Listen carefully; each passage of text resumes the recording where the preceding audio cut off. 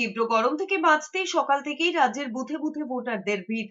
যদিও দার্জিলিং লোকসভা কেন্দ্রের অন্তর্গত ফাঁসি দেওয়া মাটিগাড়া, নকশালবাড়ি সহ বেশ কিছু এলাকায় ইভিএম এ প্রযুক্তিগত ত্রুটির জন্য বিলম্বে ভোট গ্রহণ প্রক্রিয়া শুরু হয়েছে।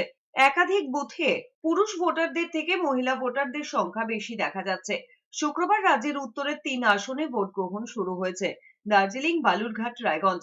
উত্তরের ৩ কেন্দ্রেই মোতায়েন রয়েছে ২৭২ কোম্পানি কেন্দ্রীয় বাহিনী। অর্থাৎ দ্বিতীয় দফায় রায়গঞ্জ লোকসভায় মোট কেন্দ্রীয় বাহিনী রয়েছে ১১১ কোম্পানি।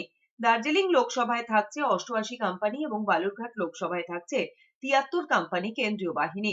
সকাল সকাল ভোট দিয়েছেন দার্জিলিং এর তৃণমূল কংগ্রেস প্রার্থী গোপাল লামা। এদিকে পরিবারের সদস্যদের সঙ্গে ভোট দিয়েছেন বালুরঘাটের বিজেপি প্রার্থী সুকান্ত মজুমদার। সকাল সকাল ভোট দিয়েছেন প্রাক্তন আমলা তথা দার্জিলিং কেন্দ্রের ভোটার হর্ষবর্ধন শ্রিংলা। এভাবেই রায়গঞ্জে ভোট দিয়েছেন তৃণমূল প্রার্থী কৃষ্ণ কল্যাণীও।